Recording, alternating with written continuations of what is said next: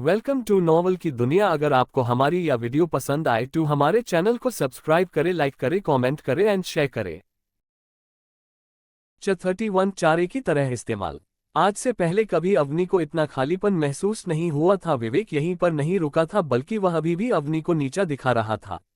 विवेक की बातें सुनकर अवनी को गुस्सा आ गया था। उसने अपने आप को संभाला और कहा, अवनी, यह वक्त रोने का नहीं है बल्कि बदला लेने का है। तुझे इस हरामखोर से बदला लेना होगा। इसकी हिम्मत कैसे हुई मेरे साथ खेलने की? इतना सोचने के बाद अवनी अपने हाथ को ऊपर करते हुए बिजली का गोला तैयार कर लेती है और विवेक की गर्दन पर हमला करने के लिए आगे बढ़ जाती है। अवनी ये बात बहुत अच्छे से जानती थी, विवेक उससे कहीं गुना ज्यादा ताकतवर है और वह उसके शरीर पर हमला करके उसे नहीं मार पाएगी, क्योंकि जो मार्शल आर्टिस्ट जितना ज्यादा ताकतवर होता है उसका शरीर भी उतना ही ताकतवर होता है। जैसे जैसे मार्शल आर्टिस्ट की ताकत बढ़ती है उनका शरीर स्टील से भी ज्यादा मजबूत हो जाता है और फिर एक वक्त ऐसा आता है जब मार्शल आर्टिस्ट का शरीर हीरे की तरह मजबूत हो जाता है। अवनी का हमला विवेक की गर्दन पर लगने ही वाला था, तभी विवेक अपनी गर्दन को घुमाता है। जाहिर सी बात थी, विवेक ने जानबूझकर अवनी के हमले को अपने करीब आने दिया था। अवनी की ताकत पहले सितारे के छठे स्तर पर थी और वही विवेक की ताकत दूसरे सितारे के करीब पहुंच गई थी। अवनी चाहे अपनी पूरी जान क्यों ना लगा ले, वह फिर भी विवेक का कुछ नहीं बिगाड़ पाएगी। अगर विवेक अवनी के बराबर भी होता वह फिर भी अवनी को हरा देता, पर विवेक की ताकत तो अवनी से कई गुना ज्यादा थी। फिर वह कैसे विवेक के सामने टिक सकती थी? नहीं अवनी पर रुद्र की तरह फॉर्मेशन बनानी आती थी जिससे वह विवेक को मार पाती, और न ही अवनी के पास कोई जादुई हथियार था। अवनी के हमले से बचने के बाद विवेक तेजी से अवनी के पीछे आ गया था। उसने अपने हाथों में एनर्जी लाते हुए अवनी पर हमला कर दिया था, पर तभी अवनी के शरीर से रुद्र का इविल सोल बाहर निकलता है और वह विवेक के हाथों में जाकर उसी के हमले को उसी के ऊपर कर देता है। सब कुछ इतनी जल्दी हुआ था, किसी को भी कुछ समझने का वक्त नहीं मिला था और विवेक अपने ही हमले से उड़ता हुआ पेड़ से टकरा गया था। तभी रुद्र का इविल सोल विवेक के हाथ से बाहर निकलता है और झाड़ियां में जाकर छुप जाता है। अवनी ने भी रुद्र के इविल सोल को देख लिया था। उसने कहा, यह तो वही प्राणी है जो हमेशा रुद्र के साथ रहता है, जरूर इसको रुद्र ने मेरी मदद करने के लिए भेजा होगा। अवनी की नजर विवेक पर जाती है जिसकी हालत खराब हो गई थी। एनर्जी का हमला बाहरी चोट कम पहुंचता है पर अंदरूनी चोट ज्यादा पहुंचता है, जिस वजह से हर मार्शल आर्टिस्ट की हालत खराब हो जाती है। और विवेक ने भी अपने हाथों में एनर्जी लाते हुए अवनी पर हमला करने की कोशिश की थी, पर वह हमला रुद्र के इविल सोल की वजह से विवेक पर ही लग गया था, जिस वजह से उसे बहुत ज्यादा अंदरूनी चोट आ गई थी। विवेक खून की उल्टी करता है और उसके कपड़े खून से सन जाते हैं। विवेक की ऐसी हालत देखकर अवनी को भी समझ में आ गया था कि अब तो इसे कोई बच्चा भी मार सकता है। अवनी के चेहरे पर गुस्सा था और उसकी आंखों में विवेक के लिए नफरत अलग ही देखी जा सकती थी। अवनी धीरे धीरे विवेक के पास जाती है, जहां विवेक को भी समझने में ज्यादा वक्त नहीं लगा था कि अब उसका अंत नजदीक है। विवेक ने आखिरी कोशिश करते हुए कहा, अवनी, मेरी बात सुनो, तुम्हें धोखा देना मेरी मजबूरी थी, मुझे मजबूर किया गया था वर्मा परिवार को मारने के लिए। अवनी विवेक को बहुत अच्छे से जानती थी कि वह कितना ज्यादा चालाक है। अगर अवनी विवेक से पहली बार मिली होती तो वह जरूर उसके झांसे में आ जाती, पर उसने बहुत बार विवेक को दूसरों के साथ धोखा करते हुए देखा है। अवनी ने विवेक के पास आने के बाद गुस्से में कहा, तुम कितने ज्यादा कमीने हो, तुमने अपनी जान खतरे में देखकर गिरगिट की तरह रंग बदल लिया। अभी थोड़ी देर पहले तुम मुझे क्या कुछ नहीं कह रहे थे और अब जब तुम मरने वाले हो मुझे अपने जाल में फंसाने की कोशिश कर रहे हो। अवनी की बात सुनने के बाद भी विवेक के भाव बिल्कुल भी नहीं बदले थे। इस वक्त वह बहुत ज्यादा सीधा और मासूम लग रहा था, जिसके ऊपर कोई जालिम इंसान जुर्म कर रहा हो। विवेक बोला, तुम्हें लगता है मैं झूठ बोल रहा हूं क्या? तुम उन लम्हों को भूल गई जो हम दोनों ने एक साथ बिताए थे? हम दोनों कितने ज्यादा खुश थे। और आज इससे पहले विवेक आगे कुछ बोल पाता, तभी अवनी ने दोबारा से बिजली का गोला बनाते हुए विवेक से कहा, मैं तुम्हारे जाल में बिल्कुल भी नहीं आऊंगी। मुझे पता है जो कोई तुम्हारी बात जितनी ज्यादा सुनेगा वह तुम्हारे चाल में उतना ही ज्यादा फंसता जाएगा, पर मैं उससे पहले ही तुम्हें मार डालूंगी। अवनी को समझ में आ गया था कि विवेक कितना ज्यादा मक्कार इंसान है, इसलिए वह विवेक को उसी वक्त जान से मारना चाहती थी। अभी अवनी का हमला पूरी तरह तैयार भी नहीं हुआ था कि तभी अचानक से अवनी के सामने एक बूढ़ा आदमी आ जाता है और वह अवनी के हमले को खत्म करते हुए उसे पीछे धकेल देता है। वह बूढ़ा आदमी और कोई नहीं बल्कि मास्टर राजेश था, जो तीनों मास्टर से बचकर जंगल में आ गया था और तभी उसे विवेक अवनी के साथ मिल गया। मास्टर राजेश का एक हाथ कटा हुआ था और उन्होंने अभी तक अपनी पूरी ताकत को अर्जित नहीं किया था। जब किसी मार्शल आर्टिस्ट की एनर्जी लड़ते वक्त खत्म हो जाती है उसे अपने दुश्मन से बचकर भागना पड़ेगा वरना वह उसी वक्त मारा जाएगा। अगर वह मार्शल आर्टिस्ट अपने दुश्मन से बचकर भागने में कामयाब हो जाता है फिर वह किसी जगह पर बैठकर दोबारा से अपने शरीर के अंदर एनर्जी समाहित करने लगता है और जब उसकी सीमा लिमिट खत्म हो जाती है फिर वह हर खतरे से लड़ने के लिए तैयार होता है। मास्टर राजेश का भी कुछ ऐसा ही हाल था। तीनों मास्टर के साथ लड़ते हुए मास्टर राजेश की एनर्जी आधी से भी ज्यादा खत्म हो गई थी पर उन्होंने जंगल के अंदर आने के बाद अपनी आधी एनर्जी को अर्जित कर लिया था। मास्टर राजेश की नज़र विवेक पर जाती है जो पेड़ के सहारे घायल बैठा हुआ था। विवेक को देखते ही मास्टर राजेश के मुंह से निकला, तुम यहाँ पर क्या कर रहे हो, तुम्हारी योजना का क्या हुआ। पर अगले ही पल मास्टर राजेश को सब कुछ समझ में आ जाता है। उन्होंने अपने दांत बीचते हुए कहा, चलो यहाँ से चलते हैं। इतना कहने के बाद मास्टर राजेश की नज़र अवनी पर जाती है जिसे देखते हुए वे बोले, पर लगता है पहले मुझे इसको ठिकाने लगाना पड़ेगा। मास्टर राजेश चौथे सितारे पर थे और अवनी अभी तक दूसरे सितारे पर भी नहीं पहुंची थी। वह इस वक्त पहले सितारे के छठे स्तर पर थी। इस वक्त मास्टर राजेश की ताकत इतनी ज्यादा थी अगर उनके सामने 1000 अवनी भी आ जाए वह फिर भी बड़ी आसानी के साथ उन सभी को मार डालेंगे। अवनी को मारने के लिए मास्टर राजेश को अपनी एनर्जी भी इस्तेमाल करने की जरूरत नहीं थी। मास्टर राजेश का शेर की तरह एक पंजा ही अवनी की गर्दन उड़ाने के लिए काफी था। मास्टर राजेश अवनी को मराने के लिए तेजी से आगे की ओर बढ़ने लगते हैं पर तभी उनके बीच में एक खंजर आकर गिरता है। वह खंजर और किसी का नहीं बल्कि मास्टर महेश का था। तभी एक पेड़ के ऊपर से छलांग लगता हुआ रुद्र मास्टर राजेश के सामने आता है। रुद्र अभी अभी इस जगह पर पहुंचा था, अगर वह सही वक्त पर नहीं पहुंचता तो मास्टर राजेश अभी तक अवनी की गर्दन उड़ा चुके होते। रुद्र ने अपने आप से कहा, अच्छा हुआ मैंने अपने इविल सोल को अवनी के पीछे लगा दिया था वरना मैं इस जगह पर नहीं पहुंच पाता और जब तक मैं इस जगह पर पहुंचता तब तक मास्टर राजेश अवनी को मारकर जा चुके होते।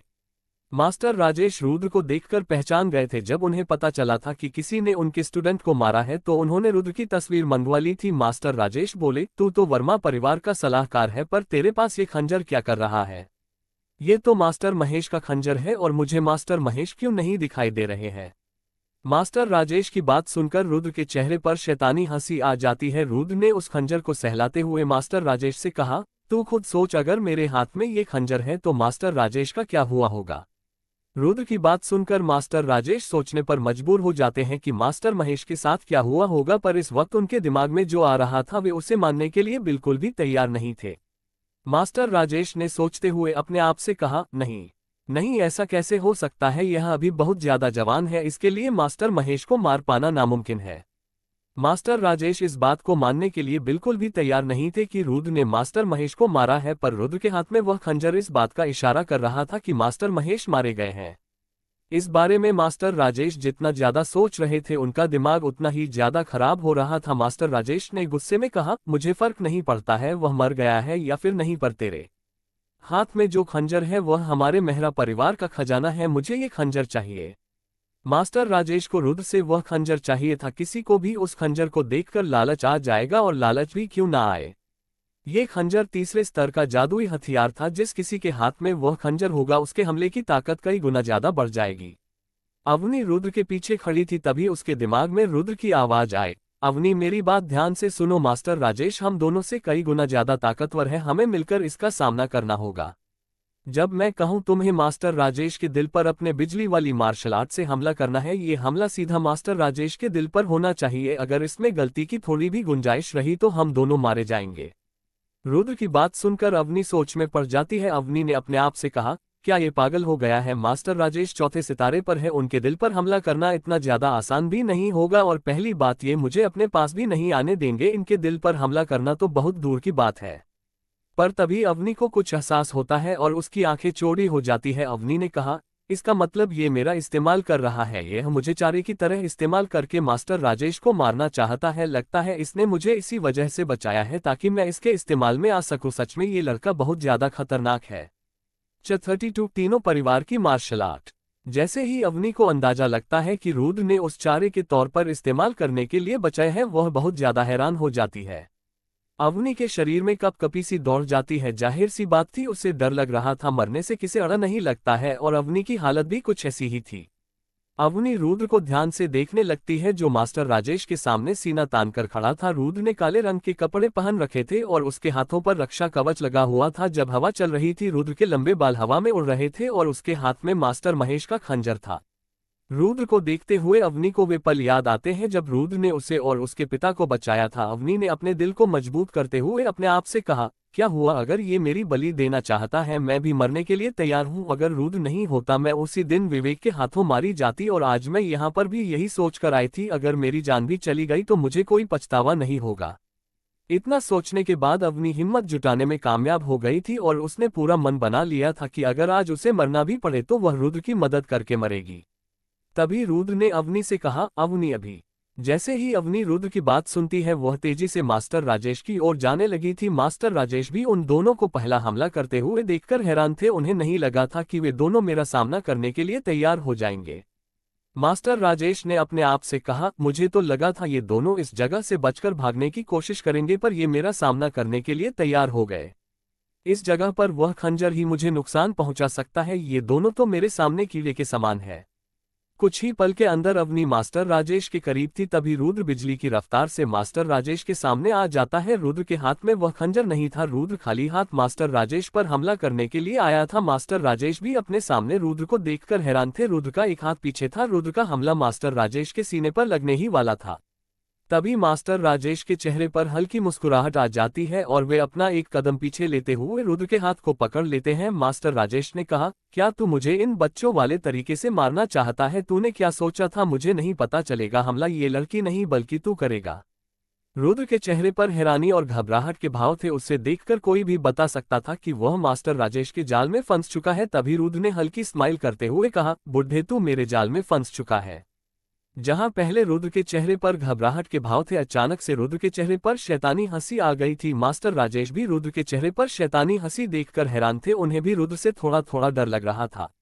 आज से पहले मास्टर राजेश ने ऐसा लड़का नहीं देखा था जिसके सामने मौत हो और वह मुस्कुरा रहा हो।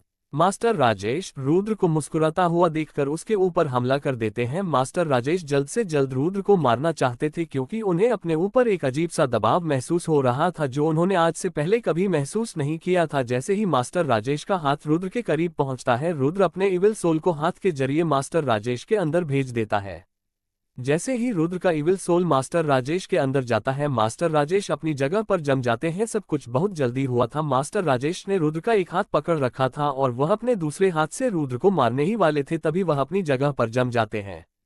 मास्टर राजेश को भी समझने में ज्यादा वक्त नहीं लगा था कि रुद्र ने अपनी किसी मार्शल आर्ट का मेरे ऊपर इस्तेमाल किया है, पर उन्हें समझ में नहीं आ रहा था कि ये कैसी मार्शल आर्ट है जो किसी इंसान को उसकी जगह पर स्थिर कर देती है। तभी मास्टर राजेश को वही एहसास होता है जो उन्हें कौशिक परिवार के तीनों मास्टर के साथ लड़ते वक्त हुआ था। मास्टर राजेश ने गुस्से में रुद्र से कहा, इसका मतलब तू वही है जिसने मेरे ऊपर छुपकर हमला किया था? मैं तुझे नहीं छोड़ूंगा, तेरी वजह से मेरा एक हाथ चला गया। तुझे क्या लगता है तू अपनी मार्शल आर्ट के जरिए मुझे ज्यादा देर तक रोक पाएगा? बस कुछ पल के अंदर तेरी मार्शल आर्ट का असर खत्म हो जाएगा। रुद्र भी ये बात बहुत अच्छे से जानता था कि मास्टर राजेश बिल्कुल सही कह रहे हैं। रुद्र अपने इविल सोल के जरिए मास्टर राजेश को 10 सेकंड से ज्यादा नहीं रोक सकता था। रुद्र दूसरे सितारे के 5वें स्तर पर था और वही मास्टर राजेश 4th सितारे पर थे। मास्टर राजेश रुद्र से काफी ज्यादा ताकतवर थे। रुद्र मास्टर राजेश को इविल सोल के जरिए 10 सेकंड भी इसलिए रोक पा रहा था क्योंकि मास्टर राजेश घायल थे, वरना अगर मास्टर राजेश के पास उनकी पूरी ताकत होती, रुद्र का इविल सोलर मास्टर राजेश के अंदर जाते ही उसी वक्त मारा जाता और रुद्र की जान भी उसके इविल सोल के साथ जुड़ी हुई थी। अगर रुद्र के इविल सोल को कुछ होता है तो रुद्र भी उसी वक्त मारा जाएगा। 3 सेकंड, 4 सेकंड, मास्टर राजेश ने हल्की मुस्कुराहट के साथ कहा, बस कुछ पल और। 5 सेकंड, 6 सेकंड, 7 सेकंड। जैसे जैसे वक्त बीत रहा था मास्टर राजेश की मुस्कुराहट बढ़ती जा रही थी और रुद्र कुछ नहीं कर पा रहा था क्योंकि मास्टर राजेश ने रुद्र का हाथ पकड़ा हुआ था। मास्टर राजेश ये बात बहुत अच्छे से जानते थे, रुद्र इतने कम समय में कुछ नहीं कर पाएगा। रुद्र के पास इतना कम समय था, इतना कम समय के अंदर कोई कुछ सोच भी नहीं पता है। 8 सेकंड, 9 सेकंड। तभी रुद्र ने चिल्लाते हुए कहा, अभी। तभी रुद्र के पीछे से अवनी आती है जिसने अपने बिजली का हमला पहले से ही तैयार किया हुआ था और इससे पहले मास्टर राजेश कुछ सोच पाते तभी वो मास्टर राजेश के दिल पर हमला कर देती है और अवनी का हाथ मास्टर राजेश के आर पार हो जाता है। वक्त इतनी जल्दी पलट रहा था, मास्टर राजेश भी सोचने पर मजबूर हो गए थे कि जीत मेरी हो रही है या फिर रुद्र की। मास्टर राजेश के मुंह से खून की उल्टी होती है और उनकी सीने से खून पानी की तरह बहने लगा था। मास्टर राजेश अपने हाथ को सीने पर रखकर बहते हुए खून को रोकने की कोशिश करते हैं, पर सब कुछ बेकार था। अब मास्टर राजेश के बचने का कोई चांस नहीं था। अवनी ने उनके दिल को पूरी तरह फाड़कर रख दिया था। मास्टर राजेश लड़खड़ाते हुए नीचे गिर जाते हैं। तभी उनके पास रुद्र आता है। रुद्र के चेहरे पर हर बार की तरह हल्की मुस्कुराहट थी, जो किसी को भी अपने ऊपर दबाव महसूस करने के लिए मजबूर कर देती थी। चांद की रोशनी रुद्र पर पड़ रही थी और रुद्र का मुंह उसके खून से सना हुआ था, क्योंकि अपने इविल सोल को मास्टर राजेश के अंदर ज्यादा देर तक रोकने के चक्कर में रुद्र भी घायल हो गया था। इस वक्त रुद्र किसी हैवान से काम नहीं लग रहा था। रुद्र बोला, बुड्ढे, तूने अपनी जिंदगी बहुत जी ली, अब तेरे मरने का वक्त आ गया। तूने सोचा था मुझे नुकसान वह खंजर ही पहुंचा सकता है। मैंने तेरी इसी सोच का फायदा उठाया। मैंने उस खंजर का इस्तेमाल नहीं किया ताकि तू हमें बहुत ज्यादा कमजोर समझे। फिर मैंने तेरे साथ खेलना शुरू किया। जब मैंने अवनी के पीछे से तेरे ऊपर हमला किया, तुझे लगा कि मैं तुझे मारने वाला हूं और तूने अपना सारा ध्यान मेरे ऊपर लगा दिया, पर तेरे ऊपर हमला करने वाला मैं नहीं बल्कि अवनी थी। मेरी शुरू से यही योजना थी और तू मेरे जाल में फंस गया। रुद्र की पूरी योजना सुनने के बाद मास्टर राजेश के मुंह से निकला, कमीने, तू सच में बहुत ज्यादा क्रूर है, पर तूने अभी दुनिया नहीं देखी है। तुझे इस दुनिया के अंदर बहुत कमीने इंसान मिलेंगे और तू उन्हीं में से किसी एक के हाथों मरेगा। और इन्हीं शब्दों के साथ मास्टर राजेश की मौत उसी जगह पर हो जाती है। रुद्र भी अपने से ज्यादा ताकतवर मार्शल आर्टिस्ट के शरीर पर अपने इविल सोल को इस्तेमाल करने की वजह से बहुत ज्यादा थक गया था। रुद्र एक पेड़ के सहारे नीचे बैठ जाता है और अपने आप से कहता है, मैं एक शैतानी मार्शल आर्टिस्ट हूं। हम अपने दुश्मन को मारने के लिए हर तरीका अपनाते हैं, यहाँ तक कि हम अपनी जान की भी परवाह नहीं करते हैं। अगर अवनी मास्टर राजेश के दिल पर ना हमला करके किसी और जगह पर हमला करती तो मास्टर राजेश के साथ मैं भी मारा जाता, पर मुझे कुछ नहीं हुआ क्योंकि मेरी योजना बिल्कुल सटीक थी। अवनी भी रुद्र को ही देख रही थी। उसे एहसास हो गया था कि रुद्र ने उसका इस्तेमाल नहीं किया है। अवनी ने रुद्र के पास जाते हुए अपने आप से कहा, मुझे तो लगा था यह मेरी बलि देने वाला है, पर इसने तो मास्टर राजेश को मारने के लिए अपनी जान की बाजी लगा दी। इस वक्त अवनी को थोड़ा बुरा लग रहा था कि उसने रुद्र के बारे में ये सब सोचा। अवनी रुद्र के पास जाकर बैठ जाती है। अवनी बोली, मुझे माफ करना, तुम्हें मेरी वजह से घायल होना पड़ा। अवनी की बात सुनकर रुद्र बोला, इसमें तुम्हारी कोई गलती नहीं, ये बुढ़ा कुछ ज्यादा ही ताकतवर है, इसकी वजह से मेरा इविल सोल घायल हो गया और मेरा इविल सोल मेरे साथ जुड़ा हुआ है, जिस वजह से मैं भी घायल हो गया। रुद्र की सारी बातें सुनने के बाद अवनी सोच में पड़ जाती है। अवनी ने अपने आप से कहा, मैं कितनी ज्यादा गलत थी, मैंने इसको शुरू से ही गलत समझा। तभी अवनी के कानों में रुद्र की आवाज आए, अवनी, उस बुढ़े की स्पेस रिंग लेकर आ जाओ। उस बुढ़े की स्पेस रिंग में बहुत सारा खजाना होगा, क्योंकि वह 7 राजसी परिवार में से मेहरा परिवार का श्रेष्ठ था। रुद्र की बात सुनकर अवनी मास्टर राजेश के शरीर पर से सारा खजाना उतारने लगती है और कुछ ही सेकंड के अंदर स्पेस रिंग के साथ साथ मास्टर राजेश के शरीर पर से सारा खजाना उतार लेती है। अवनी ने कुछ ही सेकंड के अंदर मास्टर राजेश के शरीर पर से उनके हाथों और कंधों के कवच उतार लिए थे। यहाँ तक कि अवनी ने मास्टर राजेश के कपड़े भी नहीं छोड़े थे, उसने मास्टर राजेश के कपड़े भी उतार लिए थे। उन सभी सामान को लेकर अवनी रुद्र के सामने रख देती है, जहां रुद्र ने उन सभी सामान को देखते हुए अपने आप से कहा, ये तो सच में लुटेरों के परिवार से आती है। इसने कुछ ही सेकंड के अंदर मास्टर राजेश का पूरा शरीर लूट लिया।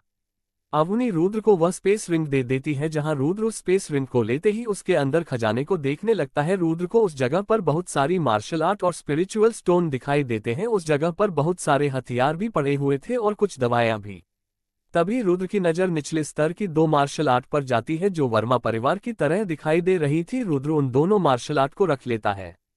रुद्र को थोड़ा अजीब लग रहा था, उसे समझ में नहीं आ रहा था कि master Rajesh in martial art के साथ क्या करने वाले हैं। मास्टर राजेश ने कुमार परिवार से निचले स्तर की मार्शल आर्ट लेकर मध्य स्तर की मार्शल आर्ट दी थी और मास्टर राजेश के पास गुप्ता परिवार की भी मार्शल आर्ट थी।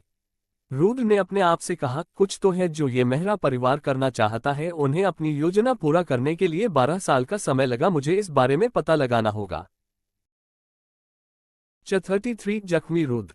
वर्मा परिवार, गुप्ता परिवार और कुमार परिवार की पुश्तैनी मार्शल आर्ट अपने पास रखने के बाद रुद्र सोच में पड़ चुका था। उसने खुद अपनी आंखों से मास्टर राजेश को कुमार परिवार के मुखिया जंगशेर से निचले स्तर की मार्शल के बदले मध्य स्तर की मार्शल आर्ट देते हुए देखा था, और होना हो जरूर विवेक ने मास्टर जसवीर से उनकी पुश्तैनी मार्शल आर्ट लेने के बाद मास्टर राजेश को दी होगी। मास्टर राजेश के पास 2 मार्शल आर्ट हो गई थी, बस उनके पास वर्मा परिवार की मार्शल आर्ट नहीं थी। अगर रुद्र नहीं होता मास्टर राजेश के पास वर्मा परिवार की मार्शल आर्ट भी आ जाती, पर अब ये तीनों मार्शल आर्ट रुद्र के हाथ में थी। रुद्र ने कुछ सोचते हुए अपने आप से कहा, जरूर इन तीनों मार्शल आर्ट को एक साथ इस्तेमाल करने से ही कुछ होता होगा, तभी तो मेहरा परिवार ने इन तीनों मार्शल आर्ट को इकट्ठा करने के लिए 12 साल लगा दिए। पर मुझे एक बात समझ में नहीं आ रही, मेहरा परिवार के आगे तीनों परिवार बहुत ज्यादा कमजोर है, फिर उन्होंने तीनों परिवार के ऊपर हमला करके इन मार्शल आर्ट को क्यों नहीं ले लिया, उन्होंने 12 साल तक इंतजार क्यों किया। रुद्र को कुछ भी समझ में नहीं आ रहा था, इसलिए वह इस बारे में सोचना बंद कर देता है और उस स्पेस रिंग के अंदर कुछ और ढूंढने लगता है। तभी रुद्र की नजर एक बड़ी सी पोटली पर जाती है। वह पोटली काले रंग की थी जिसे सुनहरे रंग के धागे से बंधा हुआ था। रुद्र ने उस पोटली को अपनी स्पेस रिंग के अंदर रखते हुए अपने आप से कहा, इस कुबाड़ खाने के बीच में एक ही खजाना है, मैं इस पोटली को बहुत अच्छे से जानता हूँ। ये पोटली जिंदा जानवरों को पकड़ने के लिए इस्तेमाल की जाती है, जरूर इस पोटली के अंदर वह शैतानी चील होगी। रुद्र ने उस स्पेस रिंग के अंदर से अपने काम की सभी चीजों को रख लिया था। बचा हुआ सब कुछ रुद्र के लिए किसी कुबाड़ खाने से कम नहीं था। रुद्र के पास पहले से ही बहुत सारे स्पिरिचुअल स्टोन थे और रुद्र स्पेस रिंग के अंदर पड़े हुए स्पिरिचुअल स्टोन का इस्तेमाल फॉर्मेशन बनाने के लिए भी नहीं कर सकता था, क्योंकि वे सभी स्पिरिचुअल स्टोन बहुत लो क्वालिटी के थे। उस स्पेस रिंग के अंदर बहुत सारी ऊपरी स्तर की मार्शल आर्ट और हथियार पड़े हुए थे, पर रुद्र के लिए ये सब कचरे के समान थे। रुद्र पहले से ही बहुत सारी मार्शल आर्ट को जानता था, उसने अपने पिछले जन्म में बहुत सारी मार्शल आर्ट को सीखा था। वह उन मार्शल आर्ट का अभ्यास इसलिए नहीं कर रहा था क्योंकि उसका शरीर बहुत ज्यादा कमजोर था। जब तक रुद्र का शरीर मजबूत नहीं हो जाता, रुद्र उन मार्शल आर्ट का इस्तेमाल नहीं करेगा। और जब रुद्र के पास तीसरे स्तर का हथियार था, वह पहले और दूसरे स्तर के हथियार को अपने पास रखकर क्या करेगा, इसलिए रुद्र के लिए उस स्पेस रिंग के अंदर पड़ा हर सामान कचरा था। रुद्र ने उस स्पेस रिंग को अवनी की तरफ फेंकते हुए कहा, ये लो, इसे तुम रख लो। उस स्पेस रिंग को अवनी की तरफ फेंकने के बाद रुद्र ने अपने आप से कहा, मैं कभी सम्राट हुआ करता था, ये सब मुझे नहीं चाहिए। अवनी उस स्पेस रिंग को पकड़कर उसके अंदर झांकने लगती है और जैसे ही अवनी की नज़र स्पेस रिंग के अंदर पड़े सामान पर जाती है, उसकी आंख हैरानी में बड़ी हो जाती है। बेशक आज से पहले अवनी ने इतना ज्यादा खजाना एक साथ नहीं देखा था।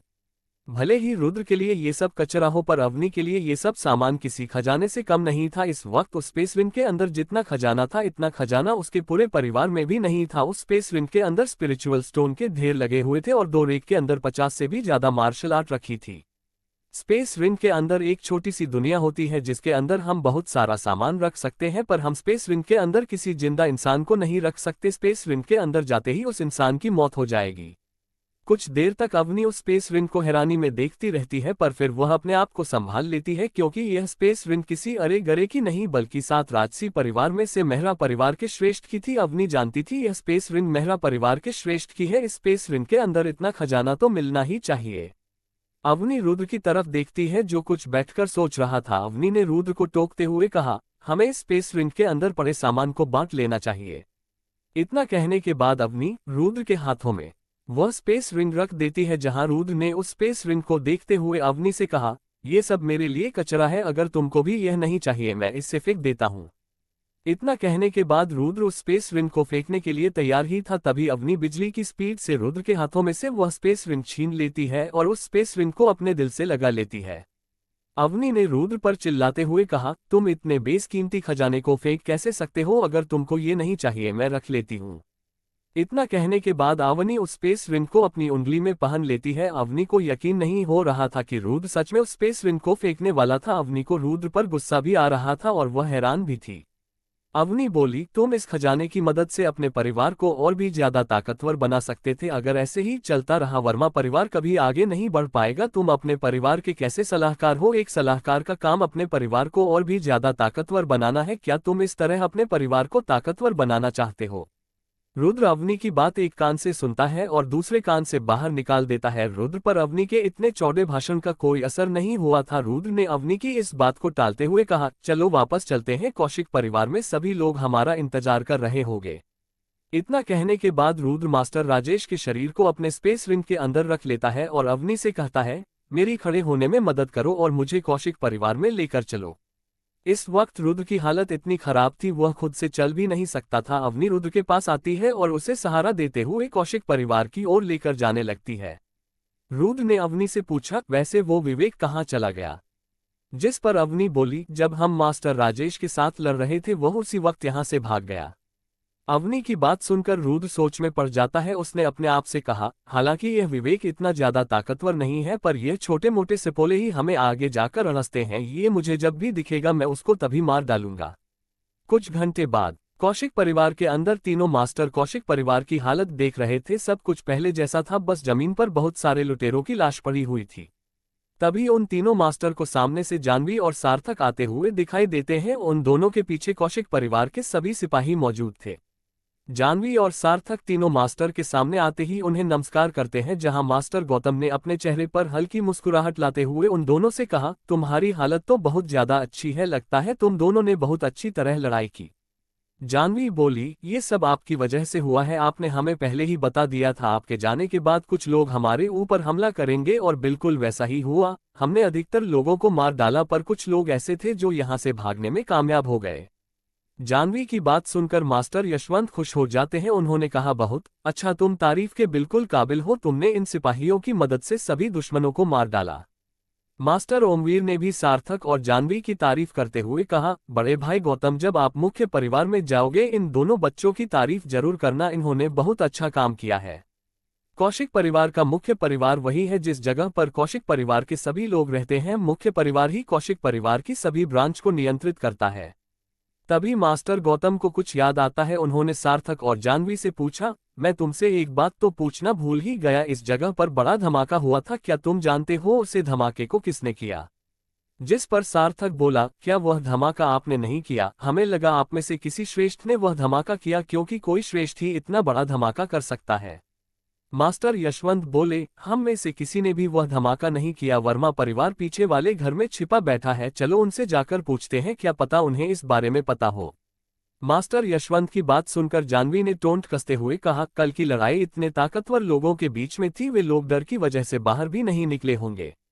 कुछ समय बाद वे सभी वर्मा परिवार के बाहर पहुंच जाते हैं। जैसे ही वे पांचों वर्मा परिवार के अंदर जाते हैं, उन्हें हॉल के अंदर पूरा वर्मा परिवार दिखाई देता है, जहां सबसे आगे मास्टर जसवीर खड़े थे और वे कुछ सोचते हुए चक्कर लगा रहे थे। कनिका और समर कुर्सी पर बैठे हुए थे, जहां अंगद उनकी बगल में खड़ा था। कनिका और समर उन तीनों मास्टर को देखते ही खड़े हो जाते हैं और सोचने लगते हैं कि आखिरकार यह सभी यहाँ पर क्या करने के लिए आए होंगे। जैसे ही उन तीनों मास्टर की नज़र मास्टर जसवीर पर पड़ती है, वे उन्हें देखते ही उनकी ताकत का अंदाजा लगा लेते हैं। किसी भी मार्शल आर्टिस्ट के लिए अपने जितने ताकतवर या फिर उससे कम ताकतवर की ताकत के बारे में पता लगाना बहुत ज्यादा आसान होता है, और उन तीनों मास्टर को भी पता चल गया था कि उनके सामने खड़ा इंसान चौथे सितारे पर है। मास्टर यशवंत ने मास्टर जसवीर को देखते हुए अपने आप से कहा, शायद यह वही इंसान है जिसने कल रात वह धमाका किया होगा। मास्टर यशवंत ने मास्टर जसवीर को नमस्कार करते हुए कहा, क्या मैं जान सकता हूं आप कौन है? जिस पर मास्टर जसवीर ने भी मास्टर यशवंत को नमस्कार करते हुए कहा, मेरा नाम जसवीर गुप्ता है और मैं गुप्ता परिवार का मुखिया हूं और साथ में सोम पर्वत का मास्टर भी। फिलहाल मैं वर्मा परिवार के यहाँ रहता हूं। आप तीनों मास्टर के साथ मिलकर खुशी हुई। मास्टर जसवीर की बात सुनकर मास्टर यशवंत ने पूछा, कल रात यहाँ पर बहुत बड़ा धमाका हुआ था, क्या वह धमाका आपने किया? मास्टर जसवीर मास्टर यशवंत के इस सवाल का कोई जवाब नहीं देते हैं, बल्कि उन्होंने रुद्र के बारे में बताते हुए कहा, कल रात की लड़ाई के बाद रुद्र बहुत ज्यादा घायल हो गया है। इस वक्त वह अपने कमरे में आराम कर रहा है। मास्टर जसवीर की बात सुनकर मास्टर गौतम ने कहा, इसका मतलब मेहरा परिवार ने वर्मा परिवार के ऊपर भी हमला किया।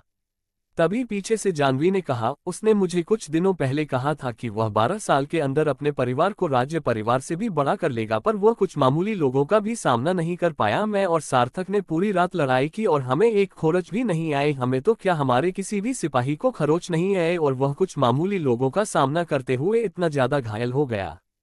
जानवी के चेहरे पर तिरस्कार भरी मुस्कुराहट थी और वह रुद्र को नीचा दिखाने की कोशिश कर रही थी। इधर जानवी की बात सुनकर वर्मा परिवार के सभी लोगों को गुस्सा आ गया था। तभी मास्टर यशवंत ने जानवी को फटकार लगाते हुए कहा, मैंने तुम्हें कितनी बार कहा है, हमें किसी को नीचा नहीं दिखाना चाहिए, तुम मेरी बात सुनती क्यों नहीं हो?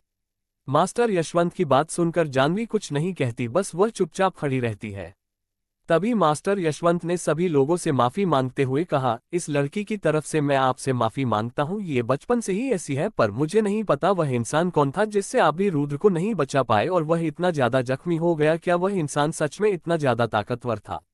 मास्टर जसवीर बोले, मैं कुछ दिनों पहले ही चौथे सितारे पर पहुंचा हूं, जिस वजह से मेरे पास इतनी ज्यादा ताकत नहीं है, पर मैं इतना बता सकता हूं, कल रात हम जिस इंसान के साथ लड़ रहे थे उसका नाम मास्टर महेश था। मास्टर महेश का नाम सुनकर तीनों मास्टर बहुत ज्यादा हैरान हो जाते हैं, यहाँ तक कि मास्टर गौतम भी मास्टर महेश का नाम सुनकर हैरान हो गए थे। मास्टर यशवंत ने तुरंत कहा, आप जानते भी है वह इंसान कौन था? वह मेहरा परिवार के 12 ताकतवर श्रेष्ठ में से एक था। आपने कल रात ताकतवर इंसान को मारा है, यहाँ तक कि मुझे भी उसके साथ लड़ने में बहुत ज्यादा दिक्कत का सामना करना पड़ता। पर तभी मास्टर जसवीर ने मास्टर यशवंत की गलतफहमी दूर करते हुए कहा, आप गलत समझ रहे हो, मैंने मास्टर महेश को नहीं मारा। अब उस जगह पर शांति छा जाती है, किसी को भी कुछ समझ में नहीं आ रहा था। मास्टर यशवंत ने धीमी आवाज में पूछा, आप ये क्या बोल रहे हैं? अगर आपने उस मास्टर को नहीं मारा फिर किसने मारा, और पूरी रात वर्मा परिवार को किसने बचाया? मास्टर जसवीर बोले, मास्टर महेश को मारने वाला और कोई नहीं बल्कि रुद्र था। 34 उपहार। जैसे ही सभी लोग मास्टर जसवीर की बात सुनते हैं उनके चेहरे पर हैरानी के भाव आ जाते हैं। बेशक किसी को भी मास्टर जसवीर की बात पर यकीन नहीं हो रहा था। मास्टर जसवीर बोले, अगर कल रात रुद्र नहीं होता तो हम सभी का बच पाना नामुमकिन था। कल रात रुद्र ने हम सभी को बचा लिया।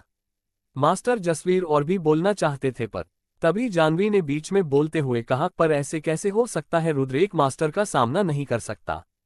मास्टर यशवंत बोले, जानवी ठीक कह रही है, रुद्र एक मास्टर का सामने कैसे कर सकता है? उन दोनों की ताकत में जमीन आसमान का अंतर है, फिर रुद्र कैसे मास्टर महेश का सामना कर सकता है? मास्टर ओमवीर बोले, जरूर रुद्र ने अपनी किसी पुश्तैनी मार्शल आर्ट का इस्तेमाल किया होगा, तभी तो उसने मास्टर महेश को भागने पर मजबूर कर दिया। पुश्तैनी मार्शल आर्ट हर किसी मार्शल आर्टिस्ट की गुप्त मार्शल आर्ट होती है, जिसके बारे में वह मार्शल आर्टिस्ट किसी को भी नहीं बताता, और ऐसी मार्शल आर्ट सामान्य मार्शल आर्ट के मुकाबले में ज्यादा ताकतवर होती है। मास्टर ओमवीर की बात सुनकर मास्टर जसवीर उन्हें घूरने लगते हैं। मास्टर जसवीर बोले, क्या आप रुद्र को कम आंक रहे हैं? मास्टर यशवंत बोले, हम सभी जानते हैं रुद्र बहुत ज्यादा होनहार लड़का है, उसने इतनी कम उम्र में 5वें स्तर की फॉर्मेशन बनानी सीख ली, पर रुद्र के लिए मास्टर महेश का सामना कर पाना नामुमकिन है।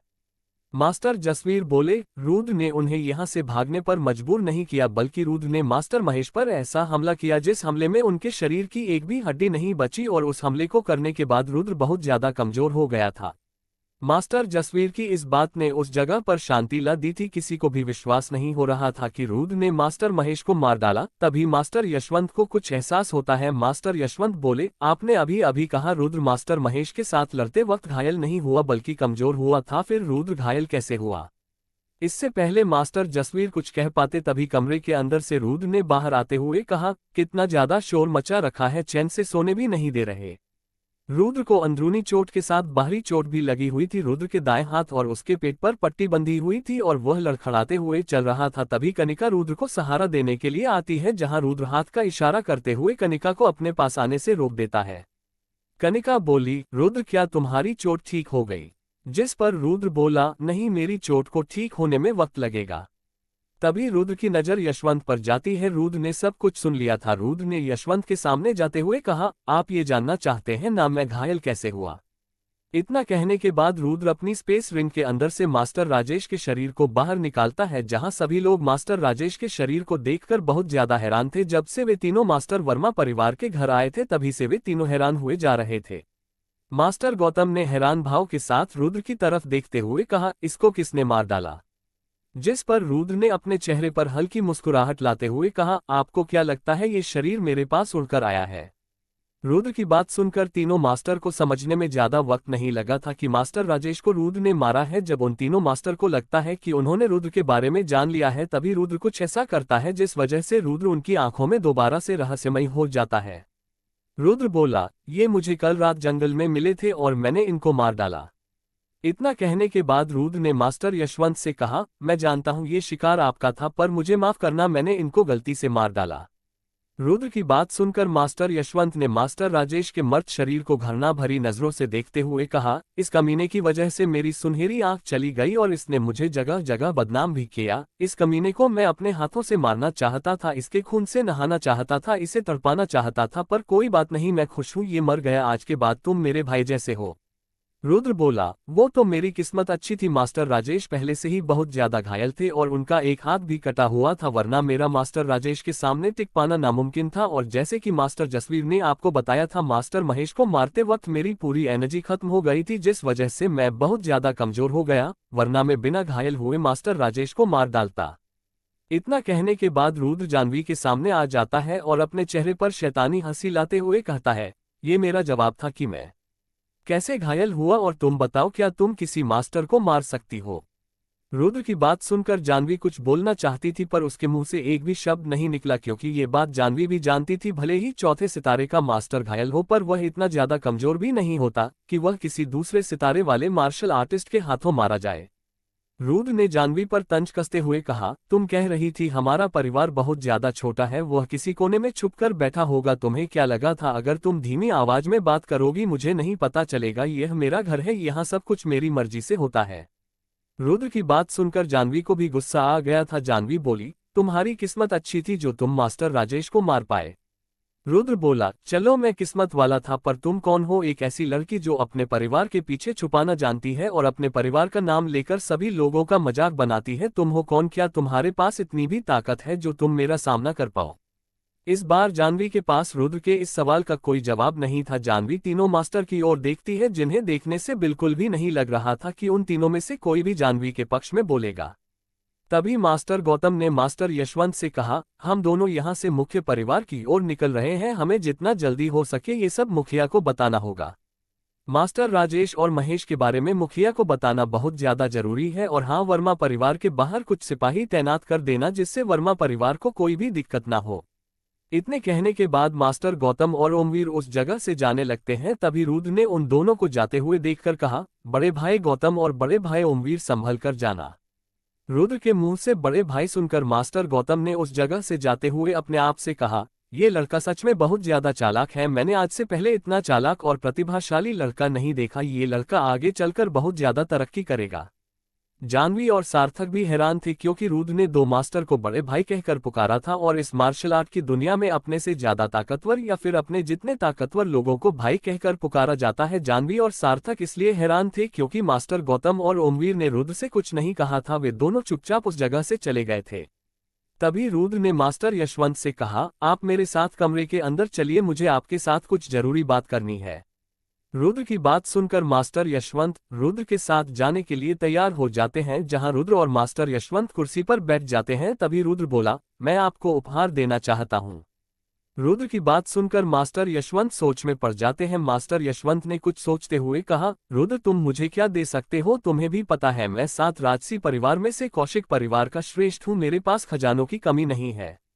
भले ही मास्टर यशवंत ने सीधे सीधे नहीं कहा था, पर मास्टर यशवंत के कहने का मतलब था, तुम्हारा जैसा छोटा परिवार मुझे कुछ नहीं दे सकता है। पर मास्टर यशवंत का इरादा किसी भी तरह से रुद्र को नीचा दिखाने का नहीं था। अगर देखा जाए, मास्टर यशवंत बिल्कुल सही सोच रहे थे। इस वक्त वर्मा परिवार कौशिक परिवार के सामने चींटी के समान भी नहीं था। पूरे वर्मा परिवार को खत्म करने के लिए कौशिक परिवार का एक श्रेष्ठ ही काफी था। तभी मास्टर यशवंत को कुछ याद आता है, वे बोले, कहीं तुम मुझे दोबारा से कोई पुश्तैनी फॉर्मेशन तो नहीं देने वाले हो? पुश्तैनी फॉर्मेशन भी पुश्तैनी मार्शल आर्ट की तरह सामान्य मार्शल आर्ट से थोड़ी अलग होती है। इस तरह की फॉर्मेशन बहुत ज्यादा कीमती होती है और ऐसी फॉर्मेशन किसी के पास जल्दी से पाई नहीं जाती है। रुद्र बोला, हाँ मेरे पास पुश्तैनी फॉर्मेशन है, पर क्या तुम्हारे पास उस फॉर्मेशन की कीमत चुकाने के लिए स्पिरिचुअल स्टोन है? रुद्र के इस सवाल का मास्टर जसवंत के पास कोई जवाब नहीं था। उन्हें भी पता था पुश्तैनी फॉर्मेशन बहुत ज्यादा कीमती होती है और उनकी कीमत भी लगाना असंभव है। इस वक्त मास्टर यशवंत के पास जितने भी खजाने थे, वह फॉर्मेशन उन सभी से कहीं गुना ज्यादा कीमती होगी। रुद्र बोला, मैंने आपसे कहा ना, मैं आपको उपहार देने चाहता हूं, और उपहार बिल्कुल मुफ्त होते हैं, इसके लिए कोई कीमत नहीं देनी पड़ती। रुद्र की बात सुनकर मास्टर यशवंत सोच में पड़ जाता है कि आखिरकार रुद्र ऐसा कौन सा उपहार देना चाहता है जिसकी कीमत मास्टर यशवंत के पास पड़े सभी खजाने से ज्यादा है। 35 3 रहस्यमयी जगह। यशवंत सोच में था, आखिरकार रुद्र उसे कौन सा उपहार देने वाला है। तभी रुद्र अपनी स्पेस रिंग के अंदर से वह पोटली बाहर निकाल लेता है जिसके अंदर जिंदा जानवरों को कैद किया जाता है। जैसे ही रुद्र उस पोटली को खोलता है, उस पोटली के अंदर से वह शैतानी चील निकलती है जिसकी एक आंख सुनहरी थी। वह आंख और किसी की नहीं बल्कि यशवंत की थी। वह चील उस पोटली के अंदर से निकलने के बाद रुद्र के कंधे पर बैठ गई थी। अब रुद्र जो चाहे उस चील से करवा सकता था, क्योंकि उस चील का मालिक राजेश मर चुका था। यशवंत उस चील को देखकर हैरान था, पर वह जल्द ही अपने आप को संभाल लेता है, क्योंकि जो रुद्रा मेहरा परिवार के श्रेष्ठ को मार सकता है उसके पास ये चील होना स्वाभाविक है। रुद्र ने यशवंत के भाव पढ़ते हुए कहा, लगता है आपने इस चील को पहचान लिया। ये वही चील है जिसके पास आपकी सुनहरी आंख है। अब मास्टर राजेश मारे जा चुके हैं, इस चील का कोई मालिक नहीं है। आप इस चील को अपना पालतू बना सकते हैं, इसकी मदद से आपकी ताकत बहुत ज्यादा बढ़ जाएगी। रुद्र की बात सुनने के बाद भी यशवंत के चेहरे पर बिल्कुल भी खुशी नहीं थी। वह उस चील को देखकर बिल्कुल भी खुश नहीं था। रुद्र बोला, क्या हुआ, आप खुश नहीं लग रहे? जिस पर यशवंत बोला, तुम्हारा धन्यवाद मेरे लिए इतना ज्यादा सोचने के लिए, पर यह सुनहरी आंख मेरी किस्मत में नहीं है। अगर अब मैं इसे ले भी लूं, ये मेरे लिए किसी कचरे के समान है। रुद्र बोला, मुझे कुछ समझ में नहीं आया, आप इस सुनहरी आंख को क्यों नहीं ले सकते हैं? आपने इस आंख को पहले भी इस्तेमाल किया है, क्या आप इसे दोबारा से अपनी आंख के अंदर नहीं डाल सकते? यशवंत बोला, अब मैं इसे चाहकर भी इस्तेमाल नहीं कर सकता, मेरी किस्मत में यही लिखा है। अगर इसको कोई एक बार खो देता है फिर वह इसे चाहकर भी इस्तेमाल नहीं कर सकता। तुम्हें कुछ भी समझ में नहीं आ रहा होगा। मैं तुमको शुरू से समझाता हूँ, असल में यह आंख मुझे कौशिक परिवार से नहीं मिली थी। जब मैं जवान था और दुनिया घूमने के लिए बाहर निकाला था, तब मुझे एक दुर्घटना के दौरान ये आंख मिली थी। इतना कहने के बाद यशवंत ने रुद्र से पूछा, चलो तुम मुझे बताओ, क्या तुम्हें पता है इस दुनिया की सबसे खतरनाक जगह कौन सी है?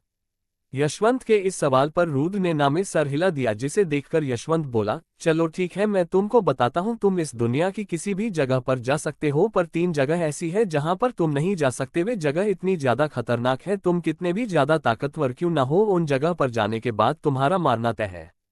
अगर तुम मेरी बात सुनने के बाद भी उस जगह पर जाना चाहते हो, पर तुम नहीं जा पाओगे, क्योंकि वे तीनों जगह किस्मत वालों को ही मिलती है।